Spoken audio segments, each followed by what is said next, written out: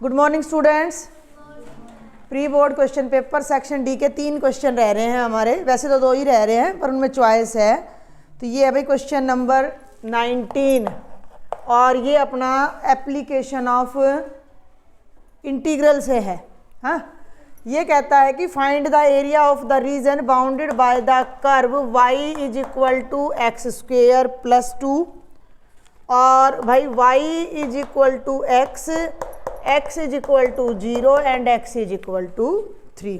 Integral से एक question sample में भी आ रहा है दोनों में और इसमें भी आ रहा है, तो इसको 6 नंबर में तैयार कर 6 नंबर के तो चारों पक्के मान के चलो, एक LPP, एक मैट्रिक्स का और एक वेक्टर में शॉर्टेस्ट डिस्टेंस के साथ चॉइस आएगी। तो शॉर्टेस्ट डिस्टेंस को रट लो भाई, 1% किस्मत खराब हो तो कुछ कह नहीं सकती मैं, नहीं तो कन्फर्म है। ये तीनों हमने देख लिए हैं। और चौथा है इंटीग्रल, 8वां चैप्टर एप्लीकेशन ऑफ इंटीग्रल में से ग्राफ का एक जरूर आ रहा है। तो 6 चौक 24 नंबर तो यहाँ से आपके तैयार हो जाते हैं अगर तुम 5-5 सवाल सबके कर लो तो 5-5 बस। चलो भाई, अब सबसे पहले पकड़ो y is equal to X square plus 2।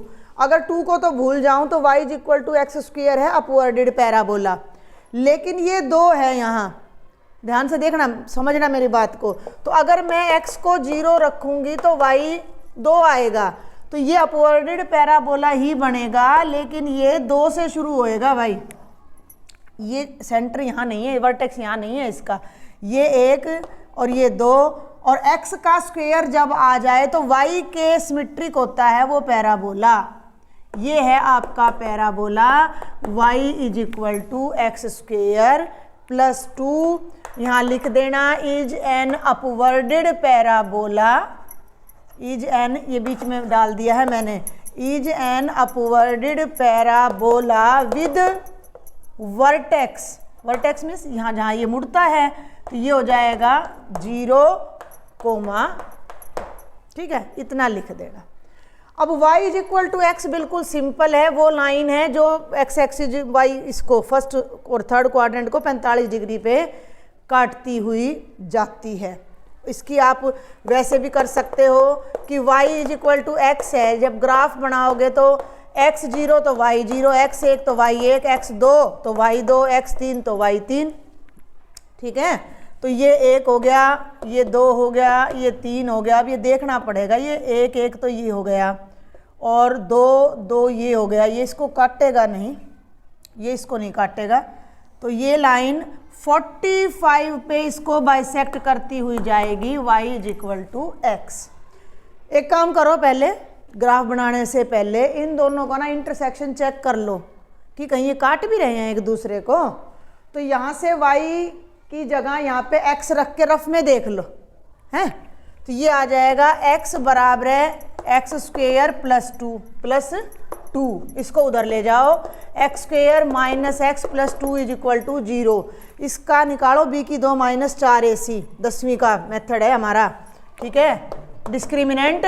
तो ये हो जाएगा 1 का स्क्वेयर माइनस 8 लेस देन 0 आ रहा है, कोई सॉल्यूशन पॉसिबल नहीं है। इसका मतलब ये एक दूसरे को नहीं काट रहे, ऐसे ही बनेगा ग्राफ हमारा। कंफर्म हो गया, गड़बड़ नहीं होएगी। अब ये लाइन होगी y बराबर है x, इसको लिख देना y is equal to x is a line bisecting first and third quadrant. Bisect माने 2 बराबर भागों में बांट रही है, first and third quadrant. 6 number में थोड़ा सा लिखना पड़ेगा, हो गया। अब x बराबर है 0, ये होती है x बराबर है 0, वाह, ये होती है आपकी लाइन x बराबर है 0 और ये लाइन है आपकी x बराबर है 3। क्लियर है? चले, ये है तीसरा कि x is equal to 0 and x is equal to 3 are the lines parallel to y axis at 0 and 3। थोड़ा लिख लेना, एरिया कौन सा बना इनके बीच का, ये एरिया हमने निकालना है। तो बहुत आसान सा सवाल है। ये तो हो गया पैराबोला के नीचे का एरिया सारा 0 से 3 तक, और ये हो गया लाइन के नीचे का एरिया 0 से 3 तक। पैराबोला में से लाइन का माइनस कर दो, बीच का एरिया आ जाएगा। तो यहाँ सिंपल लिख दो रिक्वायर्ड एरिया 0 से 3, ठीक है, y of parabola minus y of line dx। Parabola में से y की वैल्यू x² जमा 2 है, लाइन में से y की वैल्यू x है। हम डायरेक्ट, बहुत ही सिंपल सा सवाल है, 0 to 3 x² plus 2 minus x dx। इसकी कर दो इंटीग्रेशन और लिमिट पुट कर दो। डायग्राम नहीं बनाया तो नंबर कट जाएंगे, ये डिटेल भाई थोड़ी कम लिखाओगे तो भी चल जाएगी। कर दो इंटीग्रेशन तो भाई एरिया आ जाएगा, बोलो x² की इंटीग्रेशन x³/3, 2 के साथ 1 है तो 1 की इंटीग्रेशन x, ओनली x, और माइनस x है तो x की इंटीग्रेशन, अरे डिफरेंशिएशन नहीं पूछ रही, इंटीग्रेशन कहाँ ध्यान है, x²/2 0 से 3 तक। 3 रख दो, 3 तिया 9 तिया 27/3 जमा 3 2 जा 6 माइनस 9/2 और 0 0 0 रखोगे तो 0 आ गया। 3 निम 27, 9 और 6 15 माइनस 9/2, 15 दूनी 30, 30 में से 9 गए 30 में से 9 गए 21, 21/2 स्क्वायर यूनिट्स, ये हमारा एरिया आ जाएगा। आसान सा था। अगले पार्ट पे चलो। क्वेश्चन नंबर 19 इंटीग्रेशन का है, चॉइस में है integrate 0 to pi x sin x by 1 plus cos square x dx। जब भी डेफिनेट इंटीग्रल दे रखा हो वो प्रॉपर्टी अप्लाई करनी है, बिना प्रॉपर्टी का नहीं करना है, मुश्किल हो जाएगा। 0 to a वाली प्रॉपर्टी हम लगाएंगे कि क्या प्रॉपर्टी है, यहाँ लिख देती हूँ कि हाँ 0 to a f(x) dx is equal to हाँ f ऑफ x dx। भाई लिमिट की जगह, मतलब हर x की जगह लिमिट माइनस x रख दो। यहाँ रख दो पाई माइनस x, यहाँ रख दो साइन पाई माइनस x, यहाँ भी रख दो cos square pi minus x dx, और ये इसका कारण हो गया। ठीक है, आगे बढ़ूँ। अभी मेरी बात ध्यान से सुनना, साइन 180 माइनस थीटा तो साइन थीटा होता है, तो ये तो भैया हो गया साइन थीटा। कोस 180 minus theta minus sine theta होता है, लेकिन हम इसका क्या कर रहे हैं, स्क्वेयर कर रहे हैं, तो ये हो जाएगा माइनस कोस एक्स का स्क्वेयर यानी कि कॉस स्क्वेयर एक्स। तो इसकी जगह नीचे आ जाएगा 1 plus cos square x dx। बहुत आसान सा है, दोनों को ऐड कर लो, 1 जमा 2। जब दोनों को ऐड करोगे तो i प्लस आई, लेफ्ट में तो हो जाएगा 2i, राइट में दोनों की लिमिट सेम है। शॉर्ट में करना थोड़ा सा, देखो ध्यान से, नीचे इसके भी 1 प्लस कोस स्क्वायर एक्स और इसके भी सेम एलसीएम आ जाएगा, सेम एलसीएम आ गया। ऊपर आ गया x साइन एक्स, यहाँ आ गया देखो ये pi minus x sine x, इसको खोल दूँ, जमा pi sine x minus x sine x dx। कोई दिक्कत यहाँ तक? ये x है, x साइन एक्स से x साइन एक्स कट गया, पाई को उठा के बाहर ले आओ, 2i is equal to pi 0 to pi, और भाई sine x by 1 plus cos square x. अब ये सिंपल सा बन गया, क्या करना चाहिए भाई बोलो? खाली एक चीज को, किसको स्क्वेयर को नहीं रखेंगे मैडम, केवल cos x को z रखेंगे, केवल cos x को t रखेंगे, सब्स्टिट्यूशन मेथड लगाएंगे। तो put cos x is equal to z, differentiation करोगे तो माइनस साइन x dx बराबर है dz, लिमिट भी चेंज होएगी, और ना तो क्या, यही करना पड़ेगा, लिमिट और चेंज करो। जब x 0 है, दिख रहा है, तो z हो जाएगा cos 0 कितना होता है, cos 0 1, वैल्यू याद करो। और जब x पाई है तो z हो जाएगा cos पाई जो कि -1 होता है। ये याद करें ना, cos n पाई होता है -1 की पावर n। इस पे आ जाओ इंटीग्रेशन पे, 2i चल रहा है, 2i इज इक्वल टू 1, 0 पे 1, ध्यान देना, यहाँ -1, ऊपर आ गया माइनस का dz और नीचे आ गया 1 + z। मैं दो काम करूँगी, पहले डिफरेंस इंटीग्रेशन बाद में करूँगी, पहले एक काम करूँगी, क्या, मैं लिमिट उलट दूँगी तो ये माइनस का साइन मेरा हट जाएगा। याद है a to b से b to a करते हैं। फिर सुन लो, छोटी छोटी बातें मैं याद दिला देती हूँ। अगर आपकी limit a to b fx है और इसको उल्टी कर दोगे b to a तो नेगेटिव आ जाएगा। तो हमारे पास नेगेटिव ऑलरेडी है, ये हट जाएगा। लिमिट -1 नीचे 1 ऊपर 1/1 + z² dz। किसकी इंटीग्रेशन है? नहीं, इसकी इंटीग्रेशन क्या है? Tangent inverse. Simply tangent inverse z आ गया ये हमारा। ठीक है, अब इसको इंटीग्रेट करना है, लेकिन ये पाई छूट गया हमारा है।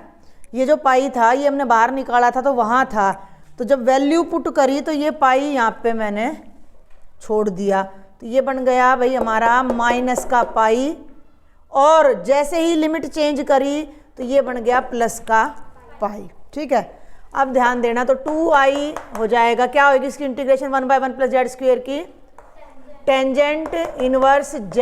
अच्छा, एक पाई बाहर है, लिमिट होगी -1 से 1, रख दो। अपर लिमिट है कितनी है? 1 है, लोअर लिमिट कितनी है? -1। ठीक है, पाई, और ये हो गया π/4। टेंजेंट इनवर्स -1 होता है -π/4, एक माइनस पहले से 2π/4। 45 45 90, सिंपल है, कोई लघुत्तम लेने की जरूरत नहीं। 90 का मतलब π/2, ये हो गया π²/2। 2i हो गया π²/2। 2 को इधर ले आओ तो i की वैल्यू हो जाएगी π²/4। तो ये सवाल था, थोड़ा सा ध्यान से करना है। ठीक है, लास्ट देखो जल्दी से।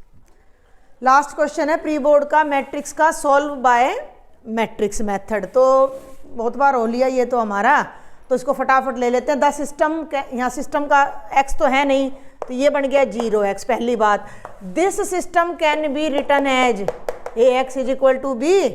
a, ध्यान दे लो भाई एक बार, लक्ष्य है। a का मतलब ये कोफिशिएंट सारे 2 2 0, 1 - 4 3, 1 - 2 - 5। x का मतलब x y, देखो ये ना अलग अलग होते हैं, ऐसे कोमा लगा दिया करो। और b का मतलब 1 3 9। अब मैं इसको शॉर्ट में कराऊंगी। a का डिटर्मिनेंट करूं, डिटर्मिनेंट का साइन लगाना पड़ेगा फिर उसके लिए 2 2 0। कई बच्चे बार बार करके भी ना गलत करते हैं इसको। तो फर्स्ट रो से एक्सपेंड करो, 2 20 + 6 26 -1 -10 0 और 1 ब्रैकेट 6 घटा 0, जमा नहीं, अच्छा जमा लगा ले, जमा 0। ठीक है, 26 दूनी 52 जमा 10 जमा 6, ये आ गया 68, जो कि नॉन जीरो है। जब ए का डिटर्मिनेंट नॉन जीरो है तो इसका इन्वर्स एग्जिस्ट करेगा। जब इन्वर्स एग्जिस्ट करेगा तो ए इन्वर्स बी हमारा सॉल्यूशन आ जाएगा। इन्वर्स के लिए निकालना है एडजॉइंट, सीधा एडजॉइंट निकाल रही हूँ मैं, हमारे बच्चों ने निकाल रखा है। ठीक है, कोफैक्टर आप अपने निकाल लेना, 1 1 1 2 1 3। कोफैक्टर का ट्रांसपोज बाई चांस एक नंबर में आ जाए, बेस थोड़ा सा क्लियर हो।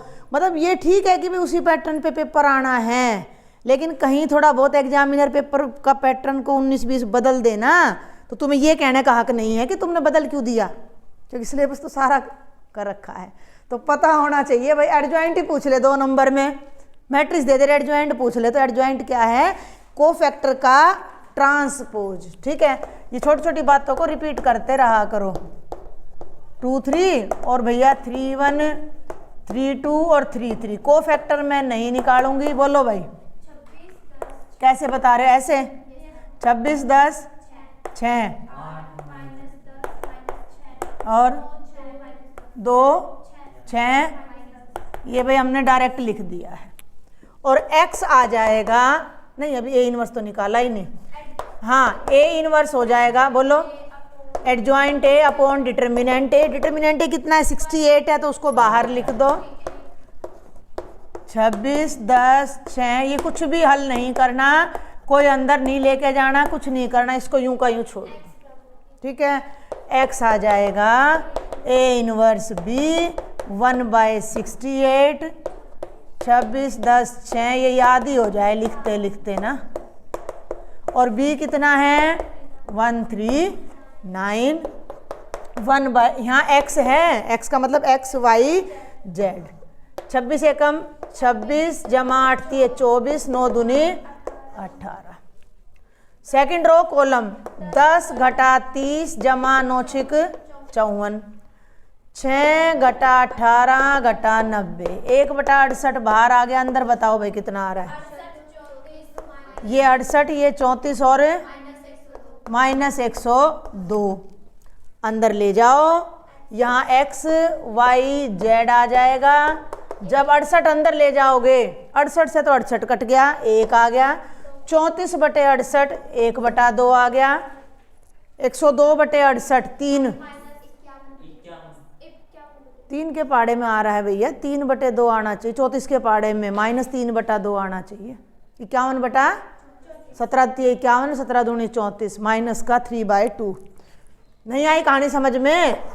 अरे 102 आ गई ना, 34 दिया 102 और 34 दूनी 68, तो यहाँ आ जाएगा माइनस का 3/2। लास्ट में मैं यहाँ लिख रही हूँ, तुम लास्ट में लिख देना x1 y 1/2 और z -3/2। और अगर आपके पास टाइम हो तो सिर्फ 30 सेकंड लगेंगे इन वैल्यू को किसी एक समीकरण में, चाहे देखो यहाँ रख लेना,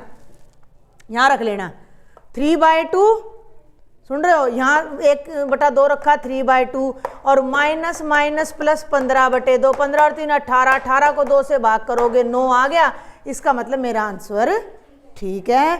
तो 6 नंबर आपके पक्के हो जाएंगे। ये था प्री बोर्ड का कंप्लीट सॉल्यूशन, और देखते हैं आगे क्या करेंगे, ठीक है। और टेलीग्राम ग्रुप पे सब जुड़ जाओ, तो वहाँ पे मैं पेपर वगैरह जो भी चाहिए वो शेयर कर दूंगी। Thank you.